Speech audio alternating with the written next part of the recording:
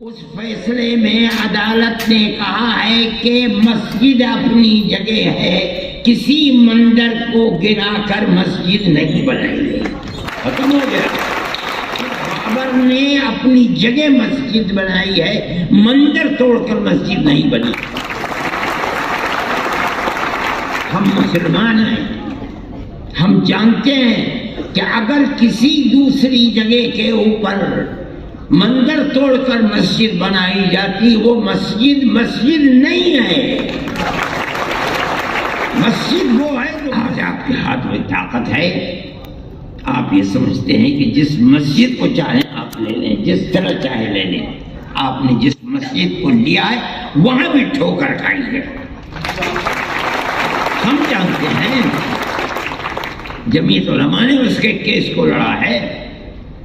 جس دن سے مسئلہ چل رہا ہے سن 51-52 سے، اس وقت سے لے کر آج تک اس کے کیس کو جمعیت علماء لڑتی رہی ہے۔ ہم نے کتنے کروڑ روپیہ اس کے اوپر لوور کورٹ، ہائی کورٹ اور سپریم کورٹ کے اندر خرچ کر دیا۔ ہمارا کوئی پیسہ نہیں تھا، قوم نے دیا، ہم نے اس کو خرچ کیا اور ہم برابر لڑتے رہے۔ مسئلہ کیا تھا لڑائی کا؟ مسئلہ آپ سمجھیے، ہم لڑنے والے ہیں، ہم جانتے ہیں۔ مسئلہ یہ تھا کہ جس جگہ بابری مسجد بنی ہے وہ مسجد کی اپنی جگہ ہے، یا یہ رام جنم بھومی ہے، یہاں رام کا مندر تھا، بابر نے اس مندر کو توڑ کر یہاں مسجد بنائی ہے۔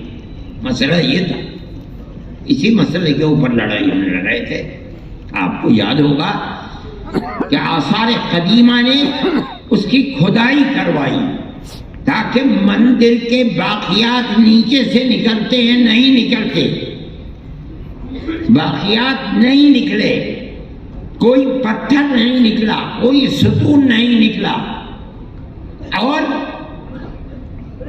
آثار قدیمہ نے اس کے اندر کامیابی حاصل نہیں کی۔ اب آپ دیکھیے، ملک کی سب سے بڑی سپریم کورٹ عدالت ہے، وہ عدالت اپنے فیصلے میں کیا کہتی ہے؟ اس فیصلے میں عدالت نے کہا ہے کہ مسجد اپنی جگہ ہے، کسی مندر کو گرا کر مسجد نہیں بنائی گئی، ختم ہو گیا۔ ہمارا جو مقدمہ 50-70 سال سے چل رہا تھا، ہم اس مقدمے کے اندر کامیاب ہیں کہ بابر نے اپنی جگہ مسجد بنائی ہے، مندر توڑ کر مسجد نہیں بنی۔ ہم مسلمان ہیں، ہم جانتے ہیں کہ اگر کسی دوسری جگہ کے اوپر مندر توڑ کر مسجد بنائی جاتی، وہ مسجد مسجد نہیں ہے۔ مسجد وہ ہے جو مسجد کی جگہ ہے اور اس جگہ کو وقف کیا گیا ہے۔ ہم تو اس مقدمے کے اندر کامیاب ہیں۔ جب یہ کہہ دیا گیا کہ مسجد اپنی جگہ بنی ہے، مندر کو توڑ کر مسجد نہیں بنی۔ دوسرا فیصلہ کیا ہے کہ جنہوں نے اندر گھس کر مورتیاں رکھی ہیں وہ مجرم ہیں، انہوں نے غلط کیا، مسئلہ ختم ہو گیا۔ جب سننے والے سن رہے تھے فیصلے کو، تیسرا فیصلہ اپنی جگہ کے اوپر تھا کہ یہ مسجد کی جگہ ہے، لیکن یہ الگ بات ہے کہ فیصلہ یہ دے دیا گیا کہ لیکن ہم یہ جگہ ہندوؤں کو دیتے ہیں۔ ٹھیک ہے، آپ نے دے دی، ہم اپنے مقدمے کے اندر کامیاب ہیں۔ ہم آج نہیں بولتے، نہ ہمیں بولنا چاہیے، اس لیے کہ جو سب سے بڑی ملک کی عدالت ہے اس نے یہ ہندو بھائیوں کو دے دی۔ ہم نہیں بولتے، ہم 1000 دفعے کہہ چکے تھے کہ یہ آخری ہماری لڑائی ہے۔ سپریم کورٹ ہمارا سپریم کورٹ ہے، ہم اس ملک کے رہنے والے ہیں۔ سپریم کورٹ جو فیصلہ کر دے گا ہمیں وہ منظور ہے۔ سپریم کورٹ نے فیصلہ کر دیا، ہم اپنے گھر بیٹھ گئے، ہم خاموش ہیں، ہم نہیں کہتے کچھ، لیکن دنیا ختم تو نہیں ہے، ہم ختم ہو جائیں گے۔ آگے آنے والا مورخ یہ لکھے گا کہ بابری مسجد کی جگہ مندر کس طریقے پر بنا ہے۔ ہم نہیں بولتے، لیکن کیا آنے والی دنیا خاموش ہو جائے گی؟ میری بھائی یہ تو دنیا کے حالات ہیں، کل کوئی اور تھا، آج کوئی اور ہے۔ اگر ہم یہ سمجھتے ہیں کہ ارشد ہمیشہ زندہ رہے گا تو پاگل ہے، مرے گا۔ میری جگہ کوئی دوسرا دنیا ہے، یہاں اسی طرح آنا جانا لگا ہوا ہے۔ ایسی ذات جو ہمیشہ سے ہے، ہمیشہ رہے گی۔ میں کہتا ہوں وہ اوم ہے، یعنی اللہ۔ میری بھائی سیکولرزم کی حفاظت 2 بجے جلسہ ختم ہو جانا چاہیے، میں اس سے پہلے ہی ختم کر دوں گا۔ میرے بھائی جمعیت علماء کا اپنا ایک کردار ہے، ہم اس سیکولر دستور کے محافظ ہیں۔ ہم سمجھتے ہیں کہ صرف زبانی نہیں کہ دنیا میں جا کر کے سیکولرزم کا ڈھڈورا پیٹا جائے اور ملک کے اندر مسلمانوں کی 600 سال پرانی مسجدوں کو گرا کر کے وہاں مندر بنایا جائے، یہ سیکولرزم نہیں ہے، یہ ڈھول کا بول ہے۔ آپ کی پارلیمنٹ فیصلہ کر چکی ہے آج سے تقریباً 30-32 سال پہلے کہ جو مسجد جہاں جو مذہبی عبادت گاہ بنی ہوئی ہے سن 47 میں، اس عبادت گاہ کو اسی حال میں رہنے دیا جائے گا۔ آج آپ یہ کہتے ہیں کہ نہیں، بنارس کی مسجد کو توڑ دو، وہ ہماری ہے، متھرا کی مسجد کو توڑ دو۔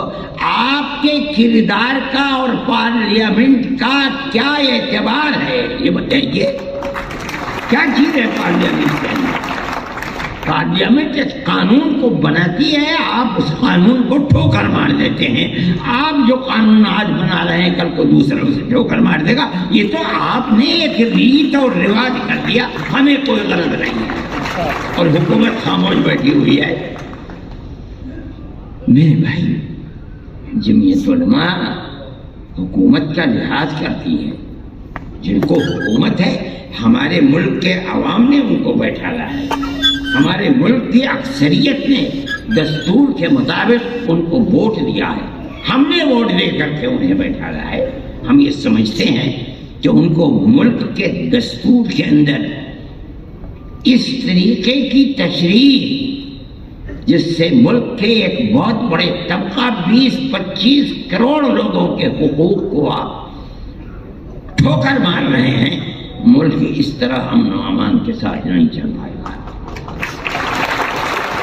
اور اس کے نتیجے کے اندر ملک کی جو صورتحال ہے، آپ اپنی زبان سے کہتے رہیں کہ ملک ترقی کر رہا ہے اور ساری دنیا کے اندر ترقی کا ڈھڈورا پٹ رہا ہے، مگر ملک کے عوام کی جو صورتحال ہے اور فقر اور بے کسی کی جس طریقے پر پورے ہندوستان کے اندر کیفیت ہے، آپ اس کو دیکھ لیجئے۔ میں اپنی زبان سے کچھ نہیں کہتا ہوں،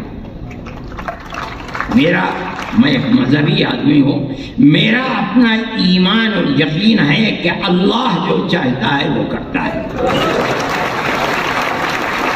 یعنی ایشور جو چاہتا ہے وہ کرتا ہے، یعنی اوم جو چاہتا ہے وہ کرتا ہے۔ آج آپ کر رہے ہیں، ٹھیک ہے کر دیجئے، کل کو حالات بدلیں گے دنیا کے اندر، میں زندہ ہوں، میں بھی مر جاؤں گا اور دنیا کا ہر آدمی مر جائے گا، دوسرا آئے گا اپنی خاص ذہن کے ساتھ آئے گا۔ حالات کیا ہوتے ہیں ان کو آج نہ میں جانتا ہوں نہ کوئی جانتا ہے، اللہ جانتا ہے اور ان کے سوا کوئی نہیں جانتا۔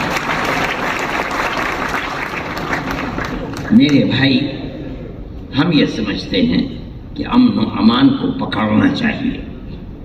میں مسلمانوں سے یہ کہتا ہوں کہ آج کی حکومتیں جو کچھ کر رہی ہیں اس سے فرقہ پرستی اور آپس میں نفرت اس طریقے پر ابھر رہی ہے کہ نہیں کہا جا سکتا کہ کل کو کیا ہوگا۔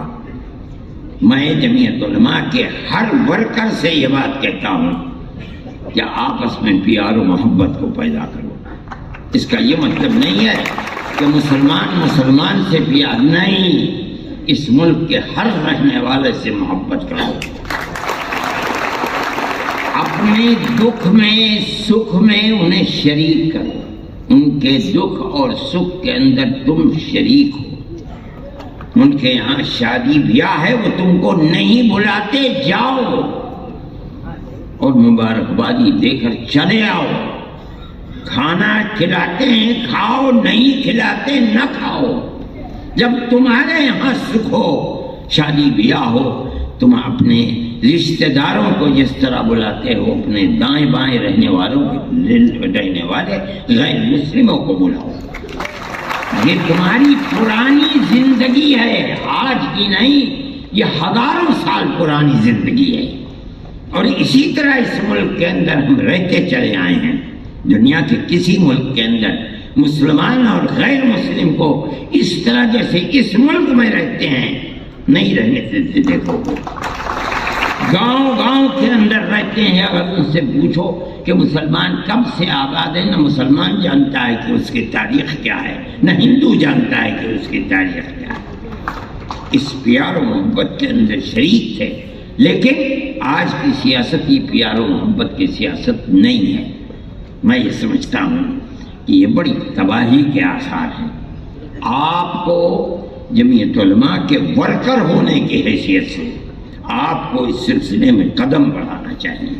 میں مدرسے والوں سے کہتا ہوں، صحیح ہے آپ کا مدرسہ مذہبی مدرسہ ہے، لیکن یاد رکھیے رسول اللہ صلی اللہ علیہ وسلم جن کی زندگی کو لوگ جانتے نہیں اور خاص طریقے کے اوپر برادران وطن نہیں جانتے، غیر مسلموں کے ساتھ اٹھنا بیٹھنا رہنا سہنا آپ کی زندگی تھی۔ آپ جب تک زندہ رہے، میں ایک بات کہتا ہوں اور تو یہ تو بڑی لمبی بات ہو جائے گی، ابو طالب آپ کے چچا تھے، آخری وقت تک بت پرست رہے، اور کھانا پینا اٹھنا بیٹھنا اللہ کے نبی کے ساتھ تھا۔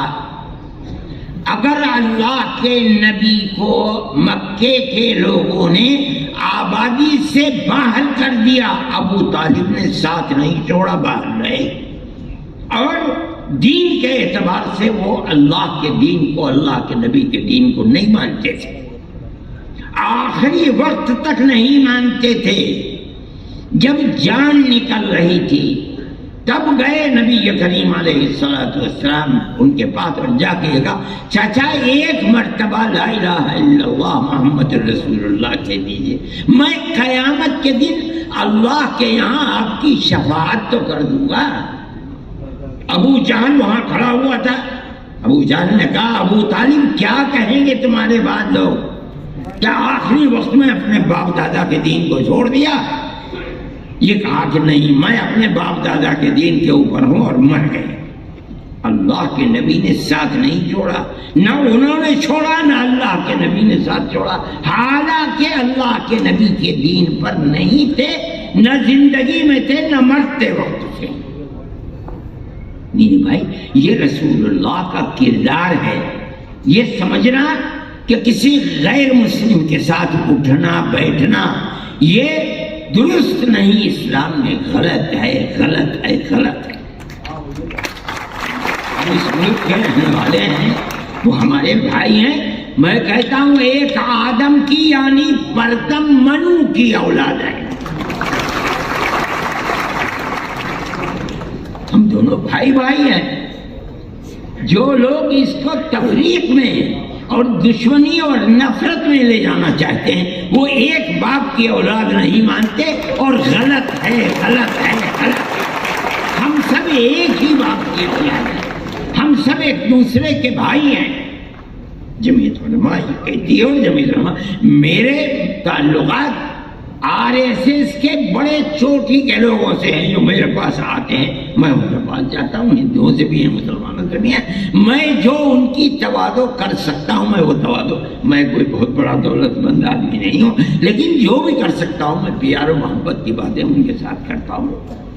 کوئی ضرورت نہیں ہے میں کیوں تفریق کروں، وہ صحیح ہے، وہ RSS کے لوگ ہیں، دوسری پارٹیوں کے لوگ ہیں، وہ کریں، ہمارا فرض یہ ہے کہ ہم ان کے ساتھ پیار و محبت، اور میں جانتا ہوں کہ وہ شریف لوگ ہیں، اپنی شرافت کے کردار کو پیش کرتے ہیں۔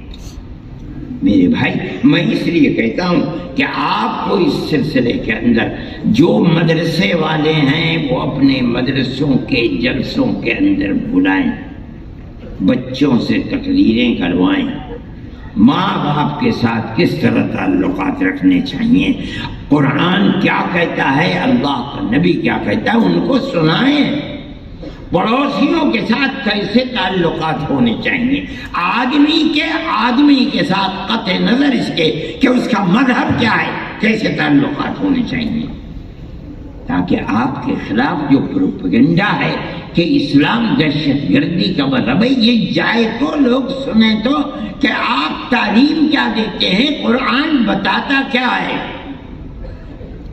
یہ ہمارا قصور ہے کہ ہم اسلام کی صحیح تصویر ان کے سامنے پیش نہیں کر پا رہے ہیں، ہمیں کرنی چاہیے۔